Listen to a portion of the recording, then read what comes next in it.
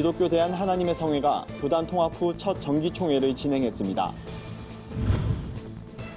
개교 14주년을 맞은 실천신학대학원 대학교가 목회자를 위한 박람회를 진행했습니다.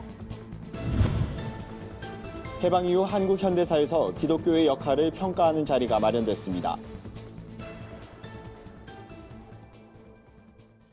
안녕하십니까. 구티비 뉴스입니다. 기독교 대한 하나님의 성회가 지난해 전격적인 통합을 이룬 이후 첫 정기총회를 개최했습니다. 이번 총회에선 목회자 연금, 동성결혼 합법화 반대 등 다양한 안건이 논의됐다고 하는데요. 자세한 내용 오현근 앵커가 취재했습니다. 통합 이후 첫 정기총회로 관심을 모았던 이번 총회에선 헌법을 통합하기 위한 조율 작업이 단연 주요 안건으로 상정됐습니다. 앞서 실행위원회는 지역총회 관련법 등 세부 조항에 대한 개정을 추진했지만 일부 총대들의 반발로 결국 2년 뒤 재심의하기로 했습니다. 중앙실행위원회에서 중요한 정책만 결정을 하고 모든 권한을 지역총회에 위임하는 지역총회법이 있습니다. 이번 총회는 그 미국 문법대로 우리가 원래 지역총회의 의미를 살려서 자율권을 많이 권한을 부여하자. 이번 총회의 또 다른 이슈는 총회 연금 문제였습니다. 총대들은 박성배 목사의 연금 횡령 사건으로 목회자 연금 제도가 위태롭게 됐다며 그동안 강한 불만을 제기해왔습니다. 몇몇 총대들은 재단법인 사무총장이 사태에 대한 책임을 지고 물러나야 한다고 주장하기도 했습니다. 총대들의 열띤 공방이 3시간가량 이어졌지만 뚜렷한 결론을 내지는 못했습니다. 결국 다음 이사회에서 다시 논의하기로 했습니다. 이영훈 대표 총회장은 동성결혼 합법화 반대 서명운동을 전개할 것을 긴급 안건으로 상정했습니다. 동성결혼 합법화 절대 반대 1,000만 명 서명운동을 우리 교단이 앞장서서 한국기 1,000만을 주도해서 사인을 받으면 이번 정부에서는 더 이상 동성결혼 합법화에 대한 얘기가 나오지 않을 것입니다. 이 밖에도 매년 오순절 성령 기도회를 열어 한국교회의 기도운동 확산에 힘을 보태기로 결의했습니다. 당초 이틀간의 일정으로 진행될 예정이었던 기아성 통합 정기총회는 대부분의 안건이 처리되면서 당일 폐회했습니다. 구티비 뉴스 오현근입니다. 실천신학대학원 대학교가 개교 14주년을 맞아 목회 박람회를 열었습니다. 하나님 나라를 목회하라란 주제로 열린 이번 박람회는 교회 사역의 다양한 사례를 발표하는 강연과 예배 순호로 진행됐습니다. 1박 2일간 진행되는 이번 박람회의 주요 강사로 나선 미국 콜롬비아 신학교 토마스 롱 교수는 예수님의 비유 능력에 대해 강조했습니다. 토마스 롱 교수는 복음서에는 약 40여 개의 비유가 나타나고 이러한 요소들은 성도들의 상상력을 자극한다고 말했습니다.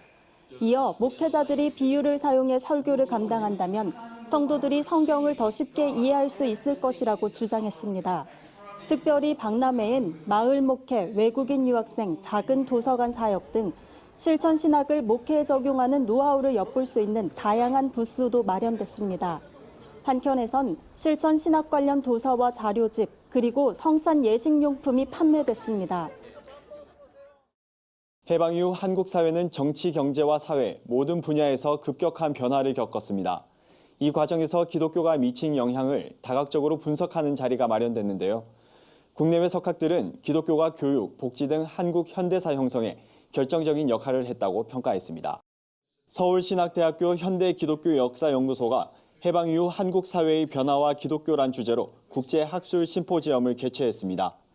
캔터베리 대학의 케네스 웰스 교수는 당시 민족 지도자였던 윤치호와 안창호, 조만식은 기독교 믿음을 기초로 독립협회와 물산장려회를 조직했다며 사랑과 관용, 도덕을 기초로 조선인의 독립과 자립을 위한 단체를 조직해 활동하는 등 귀중한 업적을 이뤘다고 평가했습니다. 한국전쟁 당시 선교사들이 구호 활동부터 정전협상까지 다방면으로 활약했다는 사실도 발표됐습니다. 수냐센 대학의 앨리슨 하가 교수는 전쟁이 발발하자 선교사들 대부분은 일본으로 피신했지만 일부 선교사들은 한국 땅을 지켰다며 정부를 대신해 학교와 병원, 고아원 등을 세우고 정전협상에서 통역자로도 활동했다고 설명했습니다. 이어 전쟁으로 인해 한국에서 기독교 영향이 극대화되는 독특한 상황이 만들어졌다며 교회는 교육과 사회봉사 등 다양한 분야의 원조를 제공하면서 한국 사회를 재건하는 데 필수 불가결한 존재로 부상했다고 평가했습니다.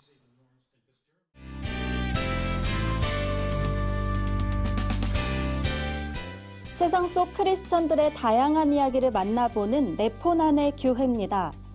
첫 번째 소식입니다. 지난 주말 서울 홍대 거리는 기독교와 대중문화를 접목한 축제인 수상한 거리 페스티벌로 내내 북적였습니다. 수많은 사람들이 오고 가며 다채로운 문화축제를 즐겼는데요. 축제엔 블랙 가스펠 그룹 헤리티지의 공연, 문동진 감독의 드로잉쇼, 찬양사역자 청관훈 목사의 찬양 콘서트 등이 마련됐습니다. 청년들을 위로하고 다독이는 강연과 다양한 버스킹 공연도 열렸습니다. 아침부터 저녁까지 이어진 뜨거운 축제 현장에선 어린아이부터 부모 세대까지 다양한 연령층의 관객들이 함께했는데요. 세대 구분 없이 함께 찬양을 따라 부르고 몸을 흔들며 신나게 축제를 즐겼습니다. 이번 페스티벌은 비기독인들도 쉽게 기독교 문화에 스며들 수 있는 의미 있는 시간이 됐을 것 같습니다. 하지만 우리 가까이엔 당당하게 세상 밖으로 나온 피터팬들이 많습니다. 당신이 몰랐던 피터팬들의 이야기. 다음 소식입니다. 가수 겸 배우 진영 씨가 장애인을 위해 목소리를 기부했습니다. 미랄복지재단과 MBC가 공동으로 기획한 장애 인식 개선 프로그램 우리 동네 피터팬의 내레이션을 맡게 된 건데요. 우리 동네 피터팬은 평소 접하기 어려운 장애인들의 일상을 보여주며 비장애인들이 갖고 있는 편견을 깨는 프로그램입니다. 비장애인들도 장애인과 동일하게 삶과 결혼, 직장에 대해 고민하며 살아간다는 의미를 담고 있습니다. 진영 씨는 내레이션을 통해 어릴 적 소아마비로 왼쪽 다리의 신경이 마비돼 지체장애 3급 판정을 받은 김진철 씨의 이야기를 담담하게 전해 눈길을 끌었는데요. 방송을 통해 마련된 기금은 장애인들의 자립 지원을 위해 사용된다고 합니다.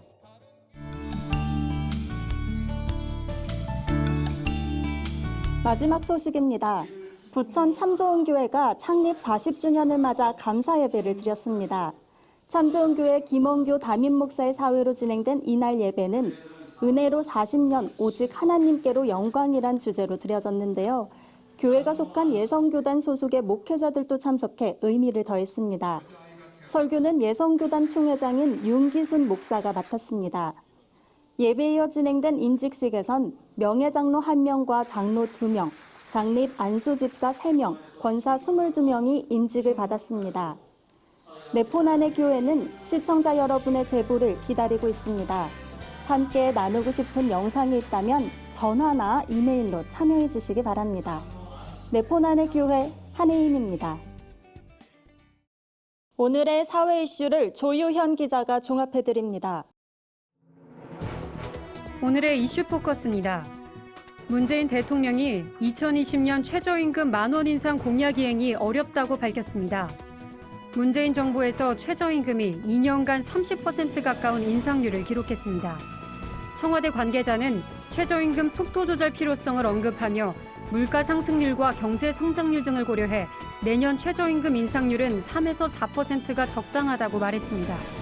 이에 따라 최대 4%를 인상할 경우 내년 최저임금은 시간당 8,684원을 기록하게 됩니다. 반면 노동계는 최저임금 만원 공약 이행을 요구하고 있어 향후 논의 과정이 순탄치 않을 전망입니다. 최근 일부 교육청이 교사의 근무 시간 외 사생활 보호를 위한 대책 마련에 나서고 있습니다. 교육청들이 대책 마련에 나선 것은 사생활을 지킬 수 있게 해달라는 교사들의 호소 때문입니다. 서울시 교육청은 담임교사에게 업무용 휴대전화를 지급하는 시범 사업을 벌일 예정입니다. 유치원에서 고등학교까지 3,000여 학급을 선정해 2학기부터 시행합니다. 경남도 교육청과 충남도 교육청은 교사에게 업무용 전화번호를 제공하기로 했습니다. 하지만 학부모가 교사 개인 전화번호 공개를 요구하면 응할 수밖에 없을 거라는 우려도 제기됩니다. 도널드 트럼프 대통령이 지난 하노이 정상회담 당시 김정은 국무위원장은 핵시설 한두 곳만을 없애길 원했지만 북한엔 5곳의 핵시설이 있었다고 밝혔습니다. 협상 결렬의 책임을 북한에 돌리며 장기화하고 있는 북미 간 대화 지체의 정치적 부담을 덜기 위한 것으로 풀이됩니다.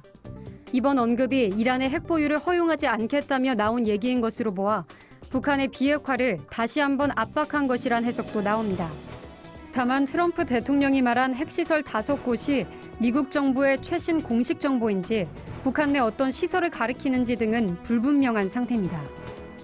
다음 달 말부터 공무원이 음주운전 시 처음 적발돼도 최소 감봉으로 징계하는 등 음주운전 관련 징계가 대폭 강화됩니다. 공무원 징계령 시행규칙 개정안은 재범률이 높은 음주운전의 특성을 고려해 최초 음주운전도 최소 감봉으로 징계하는 등 징계 기준을 한 단계씩 상향했습니다. 음주운전으로 교통사고를 일으켜 물적, 인적 피해가 발생하면 최소 정직 처분을 받게 되며 사망사고가 생겼을 경우엔 공직에서 배제됩니다. 또한 혈중 알코올 농도 0.081%로 앞차를 추돌하는 사고를 일으켰을 경우 최소 정직 이상의 처분을 받게 됩니다. 이번 개정안은 입법 예고와 법제처 심사를 거쳐 6월 말부터 시행될 예정입니다. 구티비 뉴스 조유현입니다. 주요 단신입니다. 국제구호개발 NGO 월드비전이 시리아 북서부 교전 발생 지역 이재민을 돕기 위해 $10,000,000, 우리 돈 약 110억 원 규모의 단계별 구호 사업을 추진한다고 밝혔습니다. 시리아 북서부에선 러시아와 시리아 반정부군의 무력 충돌이 이어지고 있어 민간인 피해가 늘어날 것으로 우려되는 상황입니다. 월드비전은 아동과 이재민의 생존과 보호에 초점을 맞춰 긴급 구호 사업을 진행하게 됩니다. 세문안교회가 새성전 입당과 언더우드 탄생 160주년을 기념해 오는 25일 제12회 언더우드 국제 심포지엄을 개최합니다. 이날 행사인 기도를 통해 영성과 신학의 통합을 주창해온 여성신학자 사라 코클리가 강사로 나섭니다. 코클리 교수는 이번 강연에서 기도를 구심점으로 삼위일체론을 새롭게 조명하고 인간의 근원적인 욕망과 성문제에 대한 신학적인 해법을 제시할 예정입니다. 한국교회 총연합이 생명 존중의 가치를 높이고 영혼 구원의 사명을 완수하고자 한국호스피스협회와 MOU를 체결했다고 밝혔습니다. 양기관은 더 이상 치료 효과를 기대할 수 없는 말기 환자와 그 가족을 돌보는 호스피스 사역에 상호 협력하면서 한국교회가 참여하는 길을 확장했습니다. 이에 따라 전국 교회들을 대상으로 하는 호스피스 사역이 큰 활로를 찾게 될 것으로 보입니다. 성결대학교 대학 일자리 센터가 2019학년도 내일 잡기 직무 박람회를 실시한다고 밝혔습니다. 이번 박람회는 성결대 학생과 지역 청년들에게 청년 고용정책 안내를 통해 취업 준비에 도움을 주기 위해 마련된 행사입니다. 업무별로 환경과 바이오, R&D, IT 등 다양한 분야의 컨설팅 담당자가 참석해 청년들에게 현장감 있는 상담을 제공하고 직무 이해도를 높일 예정입니다. 이상으로 뉴스를 마칩니다. 구티비 뉴스는 인터넷 신문 데일리 굿뉴스를 통해서도 보실 수 있습니다. 시청해주신 여러분 고맙습니다.